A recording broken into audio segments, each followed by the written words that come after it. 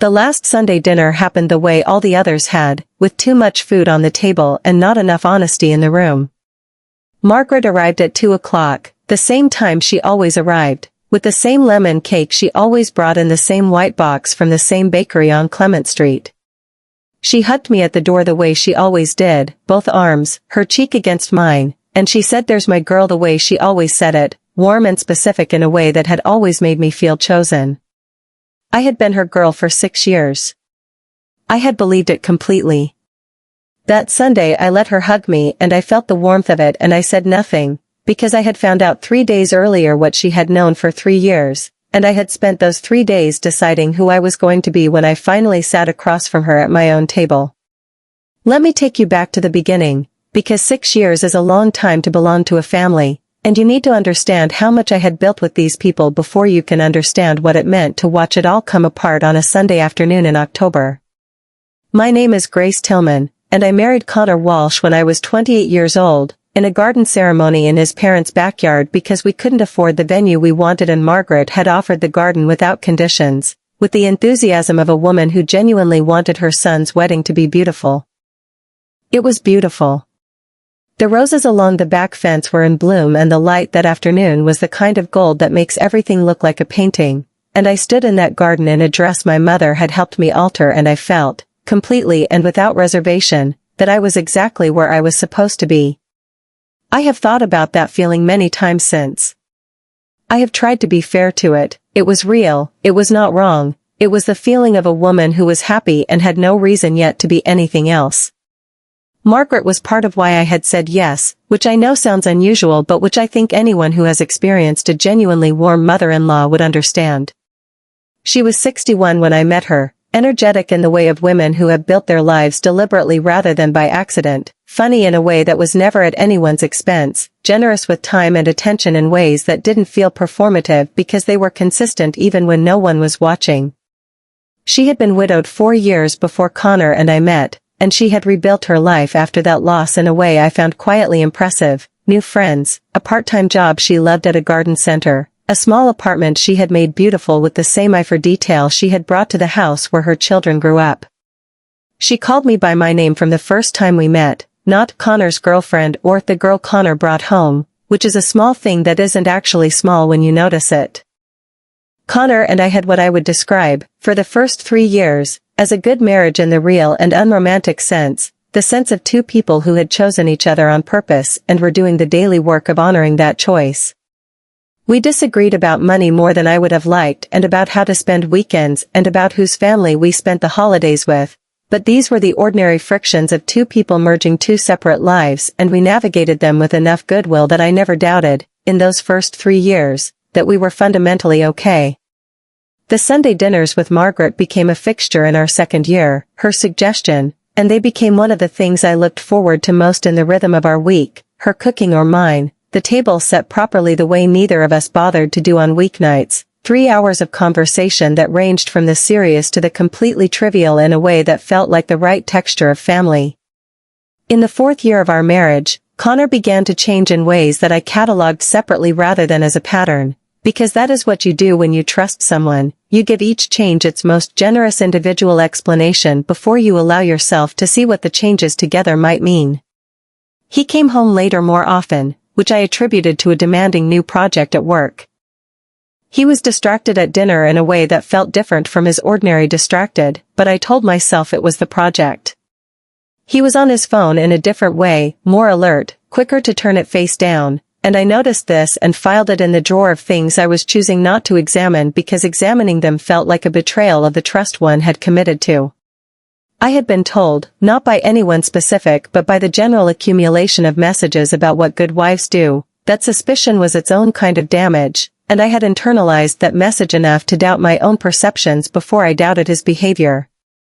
Margaret noticed nothing. Or appeared to notice nothing. That was what I believed at the time, because she was at our table every Sunday and she watched Connor with the attentive eye of a woman who had known him for his entire life, and she never said anything that suggested she saw what I was beginning to half see. She asked him how work was going. She noticed when he seemed tired. She passed him things at the table with the particular ease of someone who knows how a person takes their food without having to ask.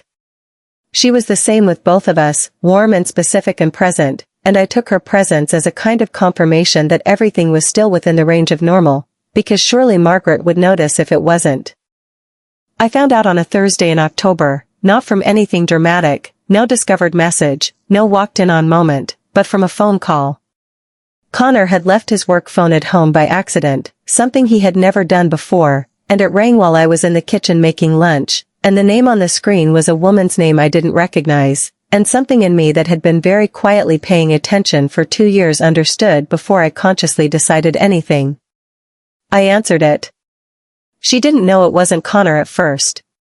She said his name in a tone that told me everything, and I said, very calmly, "This is his wife," and there was a silence that lasted about 4 seconds and then she hung up. I sat with that for 3 hours before Connor came home. When he did, I was at the kitchen table and his work phone was in the center of it and he walked in and looked at it and then looked at me and the expression on his face confirmed what the phone call had already told me. He did not deny it. I give him that, he did not make me argue for the truth, he just told it, in the flattened tone of someone who has been carrying something heavy and is almost relieved to set it down. It had been going on for 2 years. He had met her at a work event.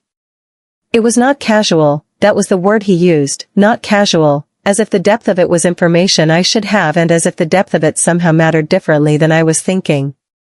I sat across from my husband of 6 years and listened to him explain 2 years of my life from a different angle, and I felt something I had not felt in a long time, a cold and clarifying anger that did not require volume to be completely real.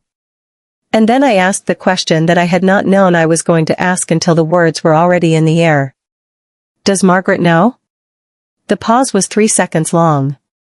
3 seconds is not a long time in most contexts. In that context it was the length of a different life.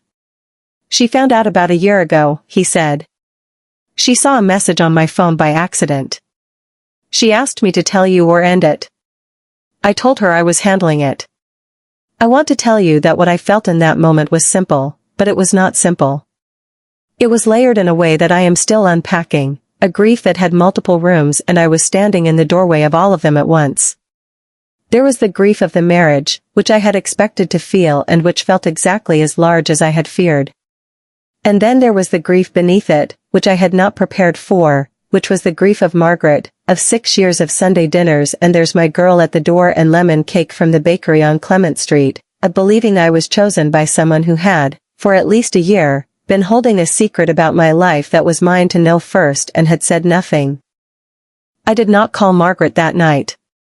I sat with it for 3 days, and on the 3rd day she came to the door with the white box and the hug and the words, and I let her in and I let her sit at my table and I watched her across the food I had cooked and I waited until Connor had left the room before I said, quietly and without looking away from her face, he told me you knew. She did not pretend she didn't understand what I meant. That was the thing about Margaret, she had always been direct, and she was direct now, in the way of someone who has been waiting for a confrontation and is almost relieved it has finally arrived. She set down her fork. She looked at me. And she said, I told him to tell you. I told him every time I saw him. I didn't know how to tell you myself. You were here every Sunday, I said. I know. You hugged me at that door every week for a year and you knew. I know, she said again, and her voice broke on the second one, and I watched her cry in a way I had never seen her cry before, not gracefully, not contained, but with the particular devastation of someone who is finally experiencing the full weight of something they have been managing at a distance. I watched her and I felt compassion and I felt fury and I felt the strange doubling of loss that comes when you grieve 2 things at once, and I said nothing because there was nothing to say that would make any of it different. I was afraid of losing him, she said, when she could speak again. I know how that sounds. I know he's the one who did wrong, not you. But I was afraid that if I told you, you would leave, and then I would lose both of you. And I told myself that he would fix it. I told myself every week that he was going to fix it. I looked at her across my own table and I understood, in the way that you understand things that don't make you feel better, exactly what she had done and why she had done it. She had loved her son more than she had loved me, which is perhaps not unnatural, but she had expressed that love through a silence that had cost me a year of my life that I had spent trusting people who did not deserve it, and she had called me her daughter every Sunday while she did it. "I need you to understand something," I said. "Whatever happens with Connor, whatever I decide, the part that is going to take me the longest to forgive is not him. It's you. Because I expected this from a husband who was making bad choices. I did not expect it from the woman who stood at this table every week and called me her daughter and knew." She nodded. She didn't defend herself, which was the right choice, and the fact that she didn't made it both easier and harder at the same time. I filed for divorce 2 months after that Sunday. The decision did not come easily or quickly. I sat with it through November and December, through the particular heaviness of a holiday season spent dismantling 6 years of shared life, but by January I was clear enough to know that what had been broken was too foundational to rebuild on. Not because I was incapable of forgiveness, but because forgiveness and continuation are not the same thing, and I was not willing to continue in a version of my life where I had to choose every day to be bigger than what had been done to me. That is a kind of ongoing labor I was not willing to sign up for. Connor moved out in February. The apartment, which was mine before the marriage and had stayed in my name through it, remained mine, which was one of the few clean things in an otherwise messy process. The divorce itself was not hostile, which I think surprised people who heard the story, but hostility would have required me to feel something more active than what I actually felt, which was a tired and very clear-eyed determination to get through it and out the other side as intact as possible.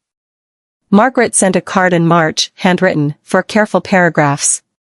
She did not ask for forgiveness in the transactional way, did not say "I'm sorry" as if it were a debt she was paying.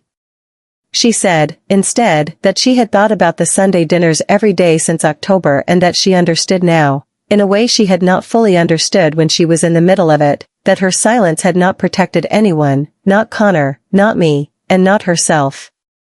She said that daughter had not been a performance and that losing me from her life was a consequence she deserved and was having to learn to carry. She said she hoped one day I would have the life I had always been building toward, and that she hoped I knew she had meant every Sunday, even the ones that came after she knew. I read it twice and put it in a drawer. Not as dismissal, as something I needed time to know what to do with. I have needed a great deal of time in the months since to know what to do with most of what happened. Therapy has helped, which is something I resisted for too long because I had a complicated relationship with the idea of needing help, but which has turned out to be one of the most useful things I have ever done for myself. My therapist is a direct, precise woman who has a gift for asking the exact question that locates the assumption I didn't know I was making. She helped me understand, carefully and without rushing it, the difference between the marriage I had and the marriage I thought I had, and why those two things can coexist and still both be real. What I know now is this. The 6 years were not a lie, not entirely. Margaret's affection was real, even when her silence was wrong. Connor's love had been real before it became something else. The Sunday dinners were real and the garden wedding was real and the 3 years before it changed were real, and I am not going to let what came after retroactively erase what came before, because that would be giving what happened more power over my history than it deserves. What is also real is this: I was betrayed by 2 people in 2 different ways, and both betrayals were about the same thing, my needs being weighed against someone else's comfort and found less important. That is information I carry now, not as bitterness but as knowledge, the kind that changes how you move through the world in ways that are subtle and permanent. I am 35 years old. I have an apartment I love and work I find meaningful and friendships I have tended more carefully since October, paying attention to what flows in both directions and trusting what I feel when something is off rather than explaining it away. I have not heard from Connor in 4 months, which is the right amount. I have not responded to Margaret's card, not yet, and I am not sure that I will, but I have also not decided that I won't, because I am no longer in the business of making permanent decisions from the center of old pain. What I am in the business of is this: building a life that is mine, on terms I understand, with people who have proved by their behavior, not just their words on Sunday afternoons, that they mean what they say when they call me theirs. That is not a small thing. It turns out to be, in fact, the only thing.